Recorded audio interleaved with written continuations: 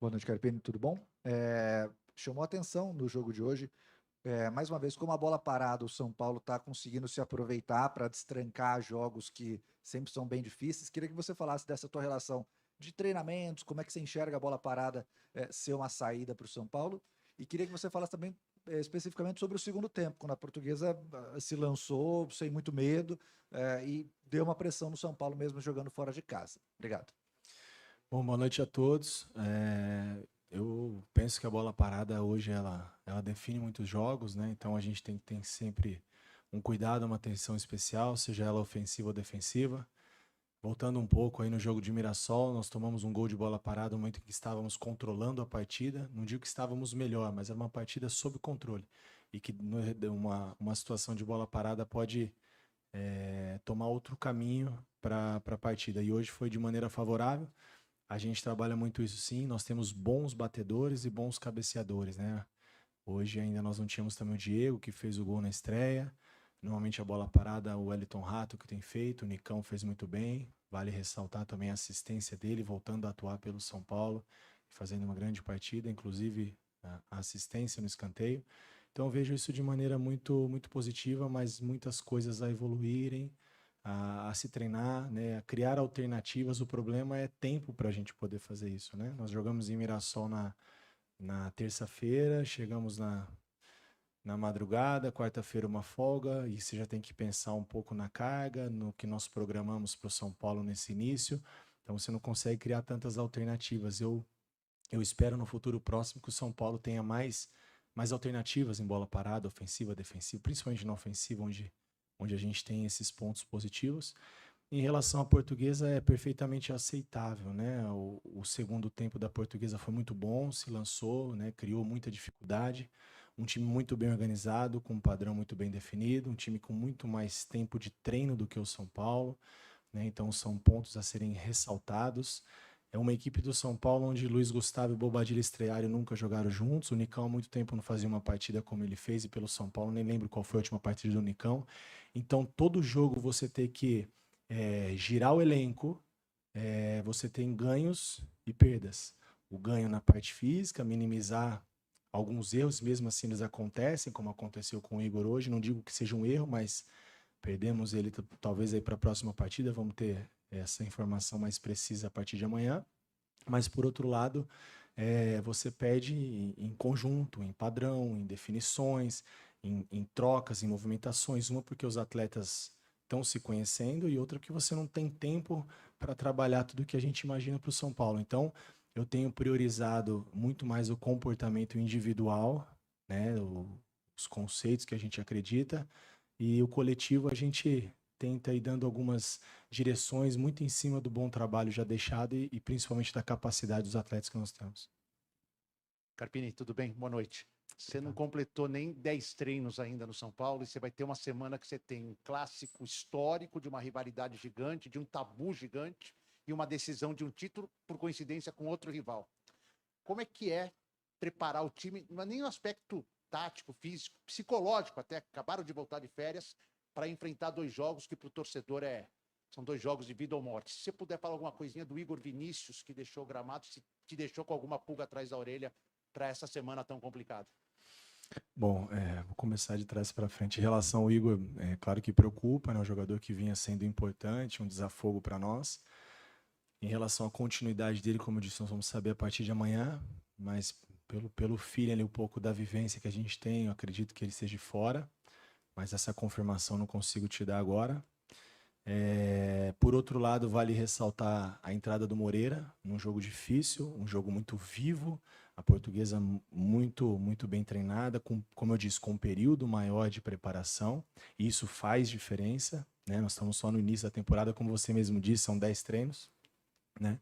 Então, eu valorizo muito a entrada do Moreira nessas circunstâncias do jogo, e gostei do que eu vi. Já vinha se apresentando bem nos treinos, ele fez a transição toda depois do departamento médico, controle de carga, fez 2 treinos com o grupo e teve que atuar hoje, e atuou muito bem. Então, vou valorizar mais a entrada do Moreira do que a gente lamentar. Se nós perdemos o Igor, vamos para a próxima, as coisas precisam continuar acontecendo, temos um elenco qualificado para isso, justamente para essas situações. Em relação aos jogos, eu vou falar em relação ao jogo. O próximo jogo é o Corinthians. Depois do Corinthians, a gente vai pensar no próximo jogo. Claro que tudo isso tem um peso diferente. Não é um jogo qualquer o Corinthians, não é um clássico, são quebras de tabu. Mas esse peso de quebrar tabu não é desse elenco. A Neoquímica, eu não sei quanto tempo ela tem, quantas equipes já passaram por lá, quantos jogos o São Paulo já fez lá. Não era esse elenco. Esse peso não é nosso, esse tabu não é nosso. Se nós tivermos a oportunidade, nós vamos ter na terça-feira de fazer um grande jogo e conseguimos isso, fantástico. É um grupo que segue fazendo história como já foi desde 2023. Depois do Corinthians, a gente vai pensar no próximo passo. Então nós temos agora, terça-feira, o clássico. Carpini, tem o Corinthians antes da final, né? Você bem destacou, e você vem rodando muito o elenco. Mas para o jogo do Corinthians, mesmo tendo uma final de campeonato no final de semana, você vai com força máxima para esses 2 jogos ou ainda você pode rodar o elenco no clássico da terça-feira? E um outro ponto, saindo dessa questão do elenco, mas para você pode ser o técnico nessa semana que eventualmente conseguiu quebrar o tabu e também o técnico mais jovem a eventualmente conquistar um título nos últimos 30 anos no São Paulo. Isso, de alguma forma, te afeta? Você leva em consideração ou você tenta abstrair em relação a essas possibilidades? Como eu te disse, né, eu ainda não pensei nesse retrospecto, porque a nossa primeira decisão é terça-feira. Nós temos uma decisão contra o Corinthians. Cada jogo do Campeonato Paulista ele é uma decisão. Hoje foi uma que nós deixamos para trás. A gente acompanha, vive futebol, vocês também. E vocês veem a dificuldade que é o Campeonato Paulista, como é que estão os resultados, o início, tudo muito ajustado. E a tendência é que fique ainda mais ajustado depois da sexta, sétima rodada. Então, começar bem é muito importante, valorizar muito a nossa invencibilidade e pensar na próxima decisão que nós temos, que é o Corinthians. E a partir de amanhã, a gente vai começar a ver tudo que nós temos de melhor para essa partida. Né? O início era muito importante, essa rotatividade, e o elenco te permite fazer isso. Por mais que falte conjunto, daqui a pouco vai faltar um pouco de padrão ofensivo, de algumas situações que a gente possa furar um bloqueio do adversário, que no primeiro tempo colocou 10 jogadores em 30 metros de campo, e você não consegue ter profundidade, você não consegue ter espaço, e é difícil, né? Um time muito bem organizado, se diga-se de passagem. A gente tem que ter um pouquinho de paciência com essas situações. Então, vamos ver o que a gente tem de melhor a partir de amanhã para a nossa primeira decisão. A decisão de terça-feira, a gente encara da mesma maneira como nós encaramos a Portuguesa e como nós vamos encarar os próximos jogos. É uma decisão para nós. Carpini, boa noite. Você mais do que ninguém, acho, nessa sala, sabe o quanto o futebol é intenso nesse período tão curto aí, já de trabalho. Você tem essa sequência. É inevitável que a maioria das perguntas sejam voltadas a esses 2 jogos. Queria que você fizesse um apanhado geral do que foi o teu trabalho esses 3 jogos, né? As vitórias em casa, o empate fora, se, pelo menos na minha avaliação, o segundo tempo o São Paulo parece que caiu bastante de produção, não sei se você também avalia dessa forma no jogo de hoje, e se essas 3 partidas somadas, de tudo que você viu, todos os jogadores que você testou, alguns que certamente te agradaram, outros você fala, talvez demore um pouquinho mais para ganhar o espaço natural entre os 11 iniciais, se o São Paulo chega pronto para jogar e tentar num alto nível para ser campeão lá no próximo domingo, para quebrar um tabu, como é que chega o São Paulo na tua visão para essas 2 partidas? O São Paulo chega melhorando jogo a jogo, melhorando a cada oportunidade que a gente tem de estar no CT, treinar, fazer melhor, ser melhor, evoluir coletivamente, evoluir individualmente. E quando eu falo evoluir individualmente, eu digo em todos os aspectos, técnico, físico, tático. A avaliação desse período de São Paulo foi um período onde eu pude conhecer as pessoas. E quando eu falo de pessoas, eu não digo só em relação ao que eu tenho de grupo, mas a staff do São Paulo, os bastidores, as pessoas que fazem o clube acontecer, e a gente tem um respaldo muito grande, né? Então foi um período de conhecimento, de troca de informações, de gerir esse elenco, de conhecer tudo que nós temos, pensar em alternativas futuras, de que maneira nós podemos ver o São Paulo para cada competição, para cada partida. Então foi um período de muito conhecimento. Claro que a gente propondo alguns comportamentos e eles muito abertos a aceitarem, né, a receber informação. Um grupo que gosta muito de trabalhar. É um grupo que, quanto a isso, a gente não tem problema, a gente tem que controlar um pouquinho pelo excesso. Então isso é muito positivo.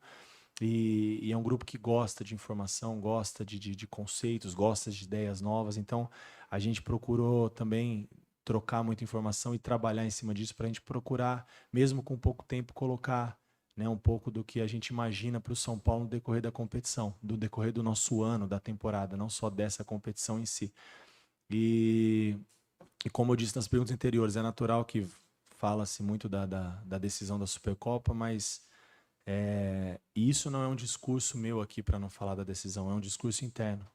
É um grupo muito focado, muito comprometido, e a gente tem falado muito do jogo a jogo. A gente só, durante esses dias entre Mirassol e Portuguesa, só se falou da Portuguesa. Agora a gente só vai trabalhar em cima desse clássico fora de casa. Depois desse clássico a gente pensa no próximo. Em relação à evolução do São Paulo, ela vai ser de maneira gradativa. À medida que a gente conseguir repetir um pouco mais as escalações, a gente começar a criar alternativas, a gente começa a ter um São Paulo que vai evoluir mais em todos os aspectos, isso é natural. E é natural que a equipe da Portuguesa ela consiga, como ela conseguiu em alguns momentos, incomodar e ser melhor na partida do que foi o São Paulo. Dificilmente você vai ser melhor com o adversário 90 minutos, isso não acontece. E nisso entra isso que eu te disse, conjunto. O Luiz Gustavo, vocês sabem, tem 10 meses que não atuava, né? Muito tempo sem fazer uma partida, nunca jogou com o Bobadilla. O Calleri foi um cara que a gente sacrificou um pouquinho mais no volume dele, mas era previsto por conta de tudo que já foi trabalhado. O Nicão voltando a atuar, então assim, é muita coisa, é natural que a gente, em algum momento do jogo, a gente passe por dificuldades, e o mais importante é que a gente, nesses momentos, saber sofrer, ser forte, ser competitivo, ser um time aguerrido como nós fomos, e independente de qualquer coisa, o ajuste com a pontuação ela é muito melhor do que em outras situações que nós já vivemos aqui.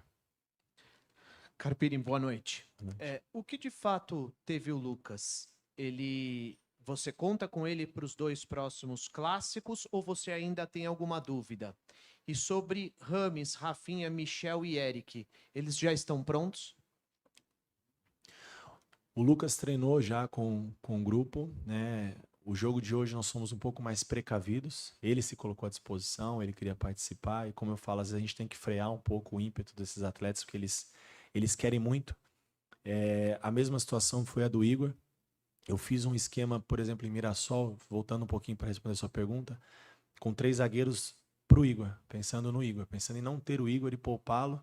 A gente organizou 3 zagueiros para tentar descansá-lo. Mesmo assim, a gente precisou dele um pouquinho no final, e hoje esse incidente pode ser que a gente perca ele em algumas rodadas, ou tomara que não. Em relação aos outros, eles não vinham treinando ainda com elenco, equilibrando o controle de carga, volume, densidade, tudo o que estava dentro do programado. Hoje pela manhã, no treino de alguns atletas não relacionados, eles participaram normalmente das atividades. Claro que agora que eles foram inseridos no processo do contexto de grupo, de agora em diante eles passam a ter mais condições de atuar, à medida que a gente tenha o feedback também do atleta, quando ele se sinta confiante, talvez no seu melhor nível não, porque aí chega um momento do treino que precisa do jogo, né? Mas eu acho que talvez seja um pouco precoce ainda, mas como eu te disse, a partir de amanhã a gente vai ter um feedback. O Rafinha treinou hoje com o grupo, o Rames treinou com o grupo, o Michel treinou com o grupo, o Lucas treinou com o grupo, e todos se sentiram muito bem. Agora é mais a gente controlar a carga para não acontecer o que aconteceu com o Igor.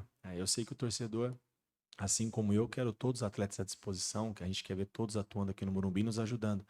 Mas para não acontecer o que aconteceu com o Igor, a gente está tendo esses cuidados, e mesmo assim acaba acontecendo como foi no dia de hoje. Então, daqui a pouco a gente vai ter todos à disposição.